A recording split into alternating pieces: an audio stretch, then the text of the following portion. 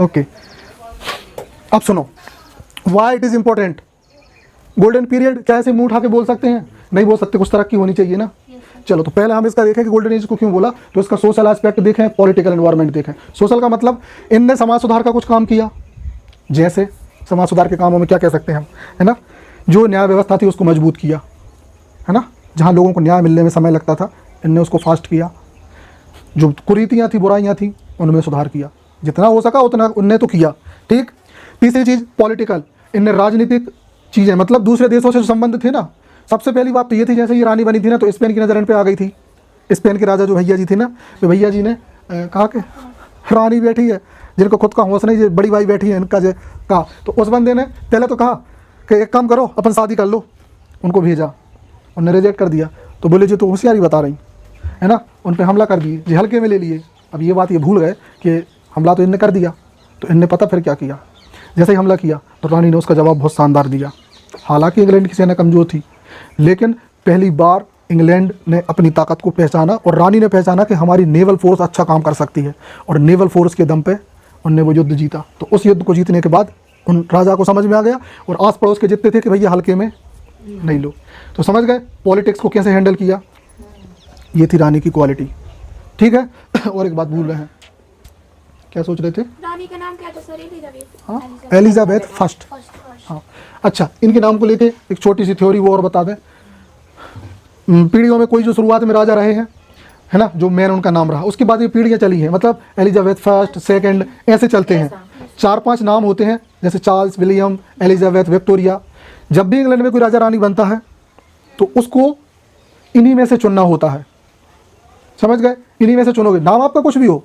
जैसे अभी जो किंग है ना, वो क्या नाम उनका, नहीं जेम्स, नहीं कोई, हाँ जेम्स है कि प्रिंस ऐसे कुछ व्यक्ति हैं, उनका नाम याद नहीं आ रहा हमें, लेकिन उन्होंने किसकी उपाधि ली है? चार्ल्स थर्ड की। हम चार्ल्स सेकंड को देखेंगे, चार्ल्स फर्स्ट को देखेंगे, चार्ल्स थर्ड उनने वो बने हैं, है ना, कैरोलिन पीरियड है ना चार्ल्स फर्स्ट का, चार्ल्स सेकंड कॉमनवेल्थ, है ना, मतलब रेनेसा जो था। तो बात आ रही समझ में? ऐसा ही होता है नाम इनके। तो एलिजाबेथ फर्स्ट थी, गोल्डन एज की कहानी आई समझ में। अगली बात, रिलीजियस एंड सोशल स्टेबिलिटी। बहुत सारे विवाद थे समाज में, उन सबको स्टेबिलिटी मतलब स्थिर करना, क्योंकि आए दिन कैथोलिक्स क्या करते थे, मुंह उठाए और बस ये चीज़ होना चाहिए, वो चीज़ होना चाहिए। कोई भी जरा सा अपना ज्ञान पढ़ा लिख के आया या जो कुछ भी हुआ, सब अपने अपने को टॉर्चर। सीधी बात है, समाज का एक नियम है, कछु भी हुआ उन्होंने कहा ऐसा नहीं होना चाहिए जे 4 दिन के चोचले वाले ज्ञानी आए, अरे ऐसा नहीं, हाँ ये ऐसा होता ही नहीं। तो रानी ने कहा कि रहने दो, मुंह बंद रखो, हम बताएंगे कहा है का सही है ना। ज़्यादा पढ़ लिख गए, क्योंकि रानी के कोर्ट में भी ज्ञानी लोग रहते थे, तो उन्हीं में से कुछ मूर्ख ज्ञानी आ जाते हैं, समाज का नियम, समझे। तो रिलीजियस, सारे चर्च वालों को वार्न किया, ऐसा नहीं चलेगा। सोशल, जितने भी जो समाज के जो काम करने वाले लोग थे, सोशल वर्कर्स या जो पॉलिटिक्स में जो होते हैं, उनको किया कि आप अपनी मर्यादाओं को ध्यान रखें और स्टेबिलिटी को इम्प्रूव करें। क्लियर? फिर अगला पॉइंट सर, हाँ, सन की पहले कोई रानी थी या यही थी फर्स्ट? यही थी फर्स्ट। और लास्ट लिखने की इच्छा नहीं थी सर रानी? नहीं, हाँ, ये शानदार क्वेश्चन। अपन सोचते हैं कि फीमेल्स लिख नहीं सकती थी और रानी खुद ही फीमेल है, तो ये फ़र्क होता है सोशल स्टेटस का या फैमिली बैकग्राउंड का। वो शाही परिवार से हैं, रॉयल फैमिली है, हाँ, है ना। बाकी फीमेल को समझा तो यही जाता था। और सर फिर विक्टोरियन में, हाँ, फिर टाइम शुरू हो गया। इन्होंने कुछ नियम नहीं बदले ऐसे कि फीमेल को ये सब, वही तो हम पढ़ने जा रहे हैं, वही तो पूरी कहानी है जो शायद मतलब इनके बाद इनकी वजह से मतलब हाँ 4 दिन अपन लगभग ना ये पूरे पीरियड देखेंगे जो इम्पोर्टेंट है, 4 पीरियड है ऐसे। ठीक, बदले होंगे, बहुत कुछ होगा। कहानी आई समझ में इतनी? वो ये था, जैसे तुमने पूछा, तो यही अंतर था।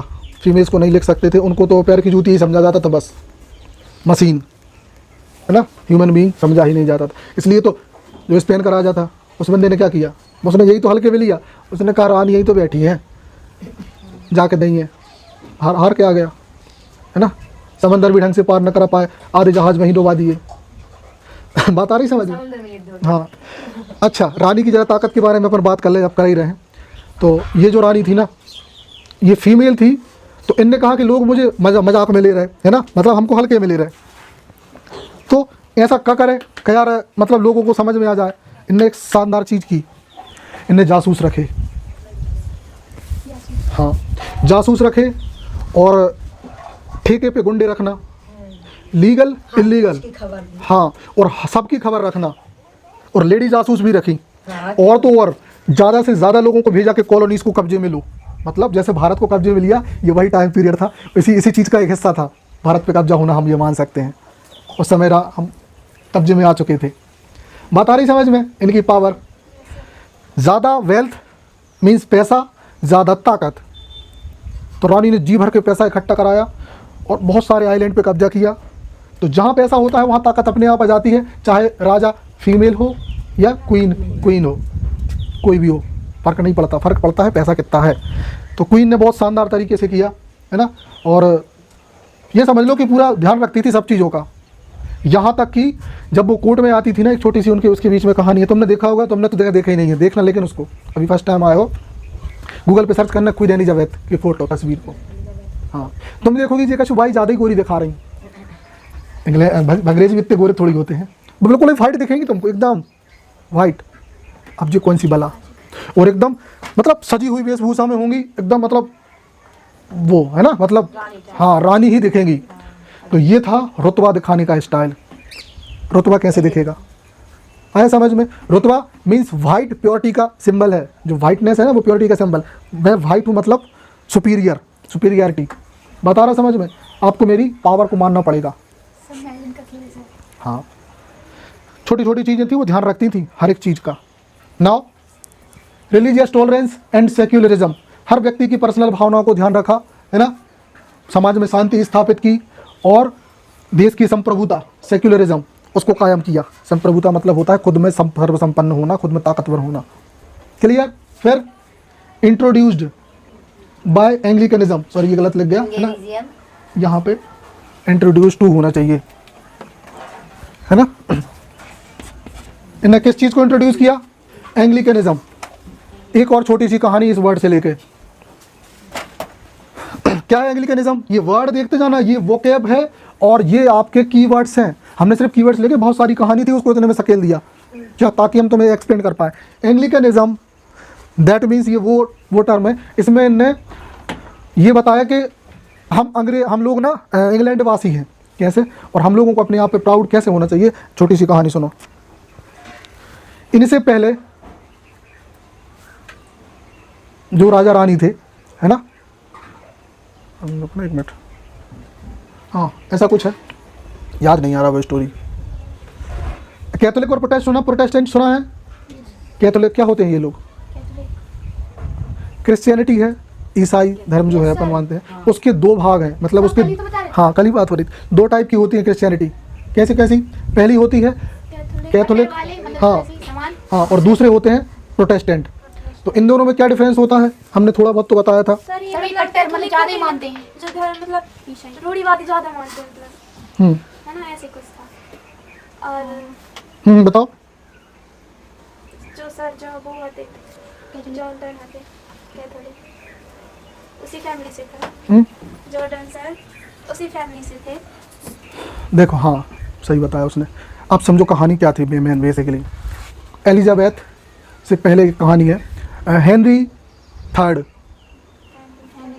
हाँ एक किंग थे, है ना। वो उन किंग ने किस चीज़ का विरोध किया था? नहीं, उनने विरोध किया था चर्च का। किस चीज़ का विरोध किया था? चर्च का। अच्छा, चर्च का विरोध क्यों किया? चलो अब ये कहानी यहाँ से नहीं आएगी समझ में, ऐसे समझो। इंग्लैंड में रानी थी एलिजाबेथ, और जर्मनी में और कुछ अलग अलग देशों में कुछ लोगों ने एकदम से कहा कि हम आज से कैथोलिक जो चर्च हैं उनको नहीं मानते, हम आपकी एक भी बात नहीं मानेंगे। चर्च का जो पोप होता है ना, सुपीरियर कैथोलिक चर्च का, उन्होंने बोला कि आज से हम आपकी पावर को, आपकी सत्ता को स्वीकार नहीं करते। तो जितने लोग अलग हुए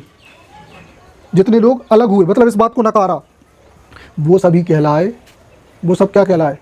वो सभी कहलाए प्रोटेस्टेंट। मतलब इनने इस बात को प्रोटेस्ट किया। कैथोलिक और अंतर समझ में आ रहा है? जो लोग पोप को मानेंगे वो कैथोलिक, जो उसको नहीं मानेंगे वो प्रोटेस्टेंट। तो इंग्लैंड ने, जर्मनी के मार्टिन लूथर किंग, इनने और ऐसे कुछ लोगों ने क्या किया, कहानी को अलग किया। बोले हम आज से आपकी सत्ता को स्वीकार नहीं करते। अब आपकी जब हम पावर को स्वीकार नहीं करेंगे तो हम अलग हुए तो कुछ नाम होना चाहिए। अब इस पे ठप्पा और कब लग गया, जब जो हेनरी थर्ड थे, इंग्लैंड के किंग थे, है ना, प्रीवियस किंग, इन महाशय ने क्या किया, इनने राजा ने ही सील लगा दी, बोले कि मैं भी इस चर्च को नहीं मानता। उसका रीज़न ये था कि इनने जिससे शादी की थी, है ना, उनका कुछ विवाद था कि ये जिनका इनसे डिवोर्स होना था वो कैथोलिक थी, और इनने उस चीज़ को नकार दिया कि मुझे मतलब दूसरी शादी कर रहा हूँ मैं, तो मैं आपके धर्म को नहीं मानता, अपने पर्सनल इंटरेस्ट के लिए। लेकिन सीधी बात तो ये है कि ये दो धर्म अलग अलग हो गए, एक हो गया कैथोलिक, एक हो गया प्रोटेस्टेंट। तो आज भी ये दुनिया में ये दोनों ही कायम है, जो चर्च को मानते हैं प्रोटेस्टेंट, जो चर्च को मानते हैं नहीं, हाँ, जो चर्च को मानते हैं वो कैथोलिक, और जो नहीं मानते वो प्रोटेस्टेंट है ना। इंग्लैंड प्रोटेस्टेंट कंट्री है जो, और चर्च कहाँ है ये, मतलब सबसे बड़ा चर्च जो बोलते हैं वो है वेटिकन सिटी, इटली, रोम में, इटली में वेटिकन सिटी, नाम सुने हैं ये सब, यस सर। इसलिए अपन याद किए थे, बिल्कुल, हाँ। मतलब कैथोलिक्स का सबसे बड़ा, ईसाईयत का सबसे बड़ा चर्च। ओके, इतनी क्लियर कहानी। तो रानी ने एंग्लिकनिज्म को इंट्रोड्यूस किया, ये टर्म्स याद रखना, एंग्लिकनिज्म। चलो आगे बढ़े। अगली चीज़, यहाँ बहुत सारी खोजें हुई, डिस्कवरीज। आज हम जो बहुत सारी खोज देखते हैं ना, इस टाइम पे बहुत साइंटिस्ट, रानी थी कब फुल कंट्रोल करके रखी थी वो। फुल कंट्रोल का मतलब समझ रहे, लोगों से कहा कि आप आविष्कार भी करो, हमें भाई तरक्की करनी है, थोड़ी कि हम पावरफुल बनना है इंग्लैंड को। डिस्कवरीज हुई, हाँ, तुम्हारा ध्यान लिखने पे था, मिस कर गई, चेहरे के एक्सप्रेशन से समझ जाती कि किस टाइप की बता रहे थे, देखना मिस किया, मतलब बोल रहे थे कि मतलब रानी ने बोला कि इंग्लैंड को ताकतवर नहीं बनाना है, मतलब डिस्कवरी मतलब खोज, अरे साइंटिफिक इन्वेंशन, हाँ, साइंटिफिक डिस्कवरीज की बात कर रहे हैं, आविष्कार। हाँ, आविष्कार और डिस्कवरी, खोजना चीज़ों को, ठीक। फिर ह्यूमनिज्म, मोस्ट इंपॉर्टेंट चीज़, सबसे इंपॉर्टेंट समझ लेना इसको, तो ध्यान रखना ह्यूमनिज्म, क्योंकि इससे पहले इस पे बात कम ही हुई थी। मतलब मानवता, इंसान को इंसान समझना सबसे ज़्यादा ज़रूरी है। इंसान को इंसान ना समझोगे तो फिर क्या मतलब का, समझ गए ना। मानवता पे जोर दिया गया। और रेनेसां स्पिरिट मतलब पुनर्जागरण। अब इसका मतलब तो ये हो गया कि पुनर्जागरण आत्मा, तो यही मतलब है कि आप ऐसे इंसान बनो, ऐसे पर्सन बनो जो ना हमेशा एनलाइटमेंट पे बात करे, हमेशा आगे बढ़ने की बात करे। ये नहीं कि आप खड़ी बुद्धि हो, एकदम पागल और मूर्ख जैसे एक्टिविटी, हमेशा आगे बढ़ने की बात करें। कुछ लोग होते हैं पीछे खींचने वाले, कुछ आगे बढ़ाने वाले, हमेशा आगे बढ़ने और बढ़ाने वाला होना ज़रूरी। ये थॉट इस एज पे जनरेट हुआ। कहानी आ रही समझ में? ये सारी वर्ड, ये आपको ये एग्ज़ाम में ये सब इन्वॉल्व करने हैं आपको, ये सारे वर्ड्स, यही है की वर्ड्स, एकदम मक्खन। ये समझ लो कि निचोड़ निकाला है। एग्ज़ाम में कुछ लिखे ना लिखे, ये वर्ड्स आपके उसमें होना चाहिए, आपकी राइटिंग में। अगर इस टाइम पीरियड की बात हाँ, तो आपका 1% भी कुछ नहीं जाएगा। और सारे पीरियड्स में अलग अलग चीज़ें मिलेंगी, देखना। अभी तो हम देख ही रहे हैं फर्स्ट ही, बात आ रही समझ में, ठीक। तो ये बात हो गई। अब अपन नीचे देख